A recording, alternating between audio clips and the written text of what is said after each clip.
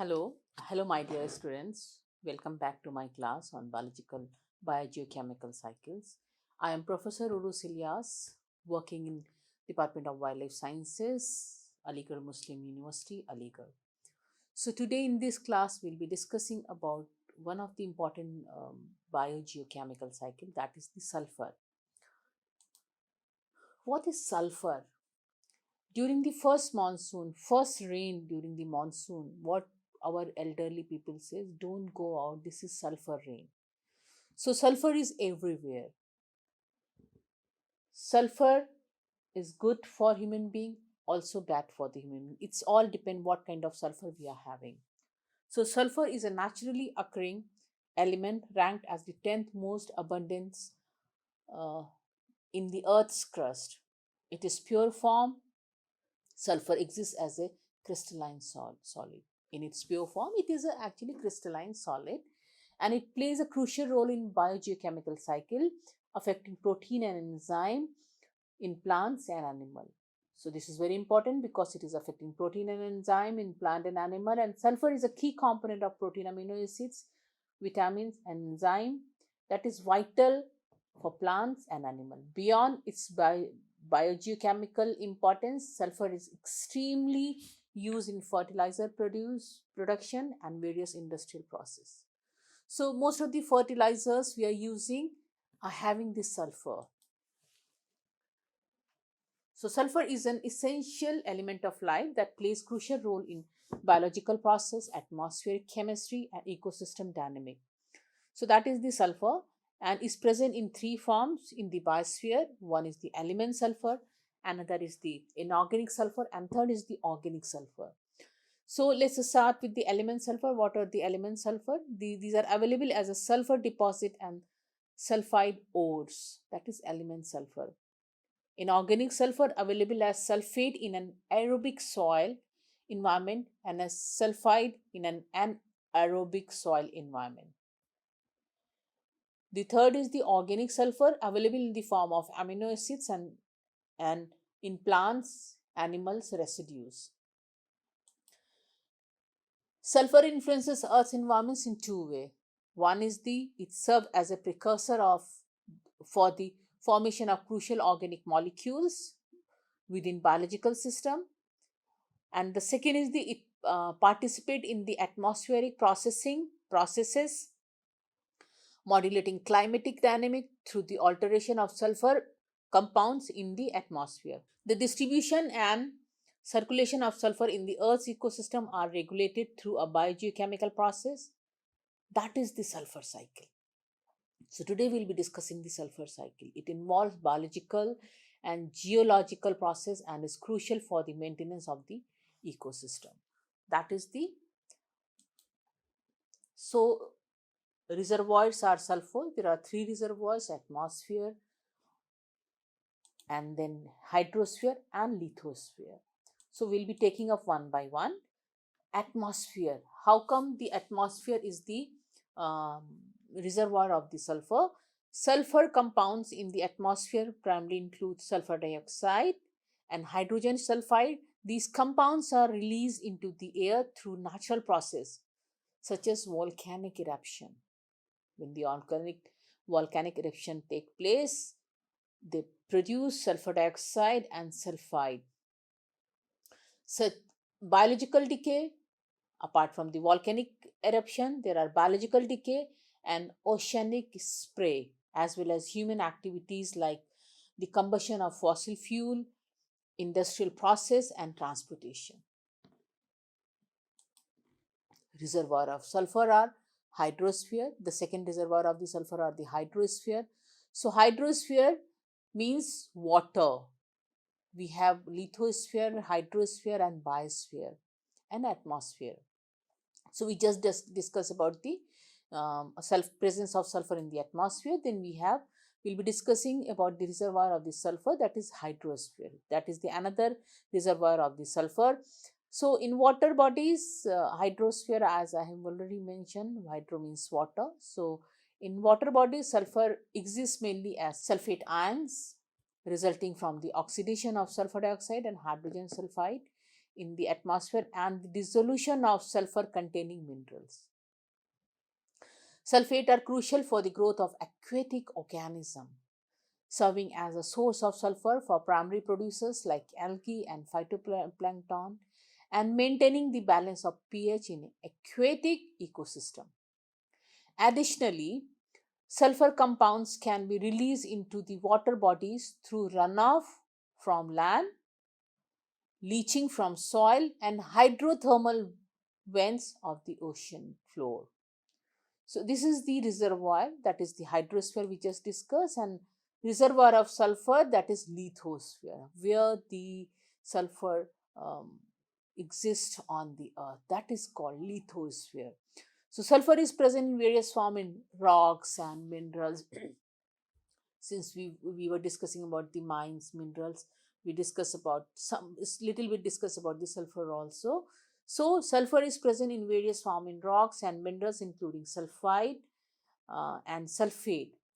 Weathering of rocks and minerals release sulfur into soil and water bodies through the breakdown of sulfide minerals and the dissolution of sulfate minerals. Sulfur in the lithosphere serve as a long-term survivor that can be gradually released through geological process. Soil is the largest reservoir of sulfur. Other are oceans, swamps, marshes, volcanoes. So these are the earth is the lithosphere is the largest form of the largest reserve form for the sulfur. We will be discussing, after discussing what are the reservoirs, there are three reservoirs: lithosphere, atmosphere, and hydrosphere. We will be discussing about the process in sulfur cycle. What are the process take place in the sulfur cycle? So this picture is showing the sulfur cycle. The sulfur cycle is an oxidation reduction process involving several steps, including mineralization, assimilation, oxidation, and reduction of sulfur in the ecosystem by a variety of microbes. So that is the sulfur cycle. It involves biotic and abiotic process and can be divided into several key steps. So we'll be discussing the key steps. So this picture has been taken from the website and the credit has been given to the author. So this is the we'll be discussing about what are the process in sulfur cycle. One is the weathering. When we were discussing about the lithosphere, we said that because of the weathering, these are formed. So the cycle begins with the weathering of rocks. Weathering is the process by which rocks and minerals are broken down into smaller particles over time due to exposure to environmental factor such as water, wind, temperature, fluctuations, and chemical reactions. So weathering is the process by which rocks and minerals are broken down.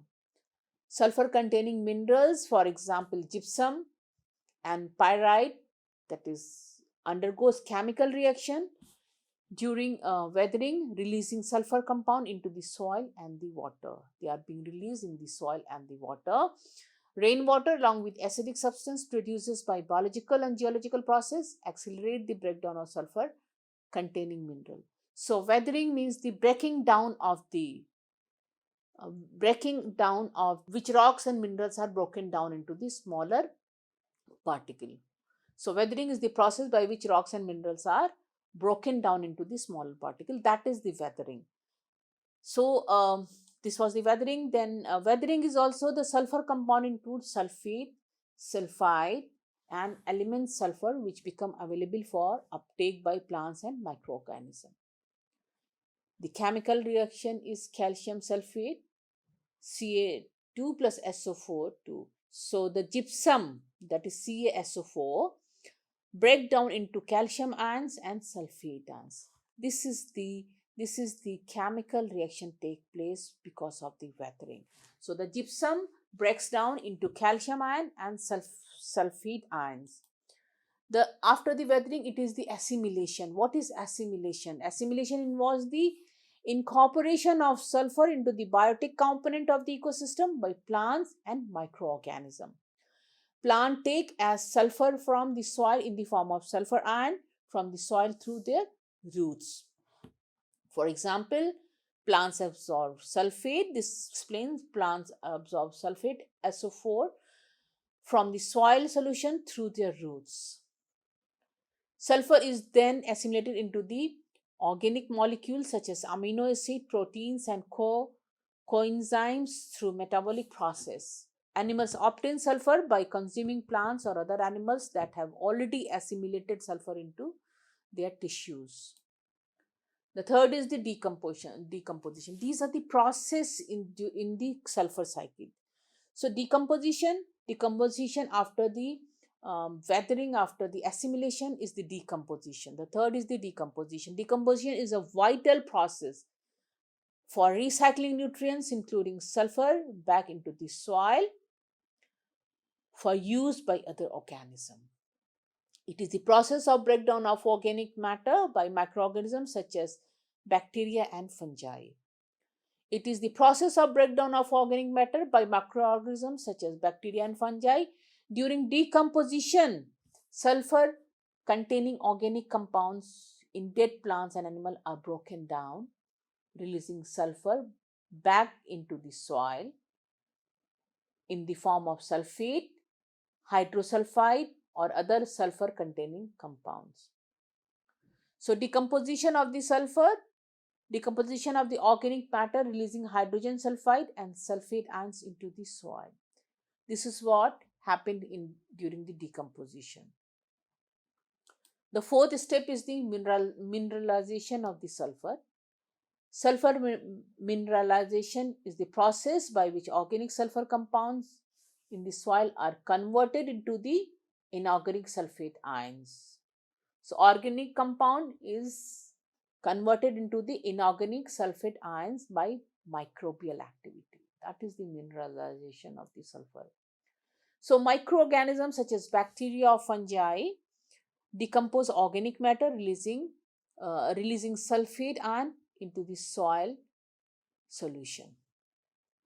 Inorganic sulfate ion are readily available for plant uptake, completing the cycle of sulfur incorporation into organic matter. Organic sulfate mineralization by microorganism is organic sulfur is broken down into H2S plus SO4. So microorganism actually convert organic sulfur compound into hydrogen sulfide, that is H2S, and sulfate ions, SO4. So this is the process of the mineralization of the sulfur. Next is the volcanic activity. What is volcanic activity? Volcanic activity means something related with the volcanoes. So volcanic eruption releases sulfur dioxide, SO2, and hydrogen sulfide gases into atmosphere along with particular matter containing sulfur compounds. So that's how the volcanic activities take place. Sulfur dioxide and hydrogen sulfide undergo chemical reaction in the atmosphere, leading to the formation of the sulfur compounds such as sulfate aerosols.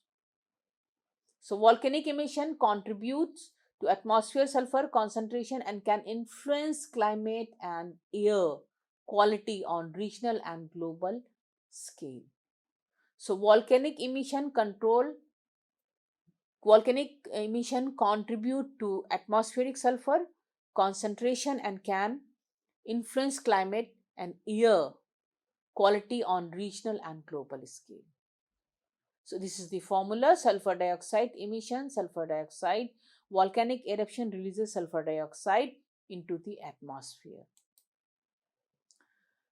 The next step is the atmospheric sulfur. After the volcanic activity, we will be discussing about the atmospheric sulfur, the sulfur which is present in the atmosphere.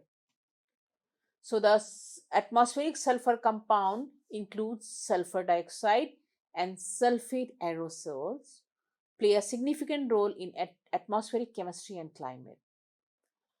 Sulfur dioxide can undergo oxidation to form suitable ions, that is sulfur ions.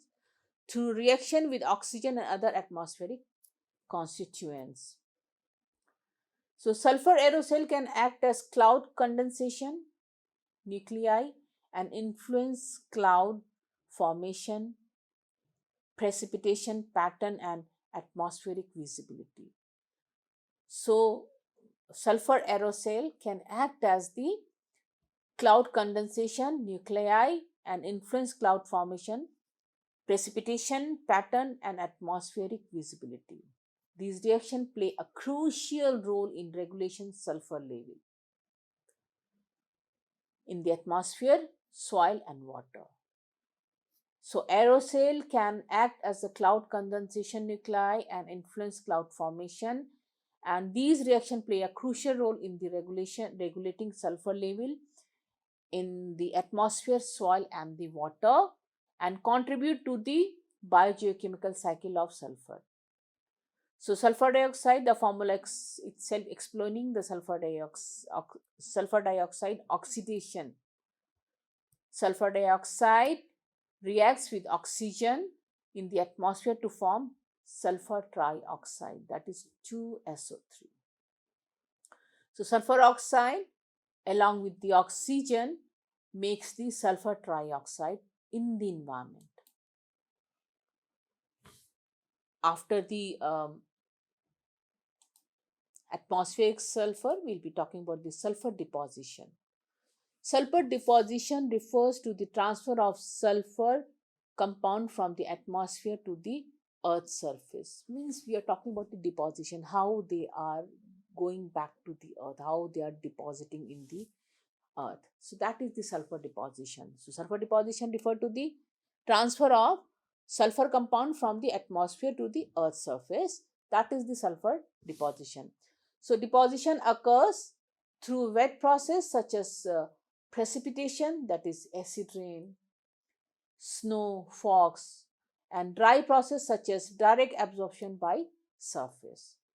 So deposition occur in two ways. One is the precipitation and there is the dry way, direct absorption. Precipitation means acid rain, snow, fogs, and direct dry process is directly absorption by surface. So sulfur deposition can have significant environmental impact including acidification. Acid rain we were discussing about in the start. Acidification of the soil and water bodies. So sulfur deposition can have significant because we are taking it from the acid rain. That acid rain is actually having the content of the sulfur. That is why it is called acid rain. So if we are depositing in the surface means we are acidification that includes the acidification of the soil and water bodies, damage to vegetation and corrosion of building and infrastructure. So acid rain formation, for example, sulfur trioxide reacts with water to form sulfuric acid. We know how harm is the sulfuric acid, contributing to the acid rain. So that is why our parents says do not go out during the monsoon, during the first rain, because that rain is very it contains environmental pollution and all the polluted environmental gases like sulfur and all. So that sulfur is actually sulfuric acid which may harm our body, which may harm our overall system. So next is the sulfur in the water bodies. This was the sulfur deposition. Sulfur compound in the soil can leach into the water bodies, seep in or leach into the water bodies through runoff and erosion, contributing to the sulfur content of aquatic ecosystem. That's how sulfur reaches to the water bodies. In marine environment, sulfur cycling occurs through process such as sulfate assimilation by phytoplankton, sulfate reduction by bacteria in anaerobic sediments, and sulfur mineralization. Sulfate ion in water can react with hydrogen ions for ions, that is H2, H to form sulfuric acid. So this is the formula given on the screen. So sulfate ion, that is SO4, in water can react. Water is H2 with hydrogen ions to form sulfuric acid, that is H2SO4. So sulfuric acid is actually the acid. The more the concentrated, more it is worse for us as well as for the environment. The next is the sulfur in marine environment. Of course, we have sulfur in the surface. We have sulfur by leaching from the surface. It is going to the water, sulfur in the water bodies, and then sulfur in marine environment. So marine organisms such as phytoplanktons play a crucial role in the marine sulfur cycle. Phytoplanktons are very, very important. So phytoplankton assimilates sulfate ion from seawater and incorporates sulfur into organic molecules through photosynthesis. Okay, so phytoplankton assimilates sulfate ion from seawater and incorporates sulfur into organic molecules through photosynthesis. When phytoplankton die and sink to the ocean's floor, sulfur is deposited in marine sediments and can undergo microbial transformation in anaerobic condition. So when these phytoplanktons die and settle down sink into the ocean's floor, sulfur is deposited in the marine sediments and can undergo microbial transformation from aerobic to anaerobic conditions. So this formula on the screen give you a fair idea about the sulfur in marine ecosystem. Sulfate ions in anaerobic marine sediments are reduced by sulfate reducing bacteria to form hydrogen sulfide. Next is the sulfur volatilization. Sulfur compounds in soil and water can undergo they are in the volatile form. In sulfur volatilization means sulfur in the volatile form can undergo volatilization, returning sulfur to the atmosphere. Volatile form means returning sulfur to the atmosphere in the form of gases, that is volatile form, such as hydrogen sulfide and dimethyl sulfide. So that's how the sulfur goes to the environment. That is called volatilization. That is volatile property. It change into the gases and goes into the environment. Volatilization rates are influenced by environmental factors such as temperature, how much is the temperature, what is the pH, and what is the soil moisture, and microbial activity. These are the factors which determine the sulfur volatilization, going back the sulfur into the environment. So, what is the role of microorganism in the sulfur cycle? The microorganisms are very, very important because they are the main factor which convert different form of the sulfur. So, sulfur is mineralized, assimilated, oxidized, and reduced in the ecosystem by a variety of microbes. So, microorganism plays a crucial role in mediating sulfur transformation and cycling in various environmental settings. Sulfur bacteria encompasses diverse group of bacteria and archaea capable of metabolize sulfur compounds through oxidation, reduction, and assimilation pathway. So that's how they work. And sulfur bacteria encompasses diverse group of bacteria and archaea capable of metabolizing sulfur compound through oxidation, reduction, and assimilation pathways. And sulfur oxidizing bacteria oxide reduce sulfur compounds. For example, hydrogen sulfide element sulfur to sulfate ions, while sulfur reducing bacteria reduce sulfur ion to hydrogen sulfide under anaerobic condition. So this is the role of the microorganism, how they work. And further is the sulfur metabolizing microorganism inhabit a wide range of habitat including soil, sediments, aquatic environment, and extreme environment such as hot spring, deep sea, vents, and acid mine drainage sites. These microorganisms contribute to biological process, the nutrient cycle and ecosystem functioning. So whatever cycle we are discussing about, this is all depend on how good microorganism we have, because they are the changing the different phases of the sulfur in a sulfur cycle. What is the impact on the environment? So what is the impact of the sulfur cycle in the environment? We'll be discussing under this section. So excessive sulfur emission have significant environmental consequences, including air pollution, acid rain. We discussed acid rains are one of the important component because of the sulfur cycle. Acid rain formation, soil acidification. When more too much of uh, acidic rain, acid rain, we have too much of the acidification and water quality degradation. So excess of sulfur will actually pollute not only our gases, not only the environment, but also the water as well as the land. Acid rains resulting from the deposition of sulfur dioxide and nitrogen oxide in the atmosphere can damage vegetation, soil, aquatic ecosystem, and infrastructure. So this is how bad is the acid rain. So acidification of soil and water bodies alter nutrient availability, disrupt microbial activities, and impairs plant growth and productivity. So that's how the sulfur actually impact the environment. So sulfur pollutes, poses risk of human health, causing respiratory problems, cardiovascular diseases, and other adverse health effects. Sulfur is also bad for the skin, very, very bad for the skin. Suppose if you put little bit of sulfuric acid on your skin, the skin will be burned.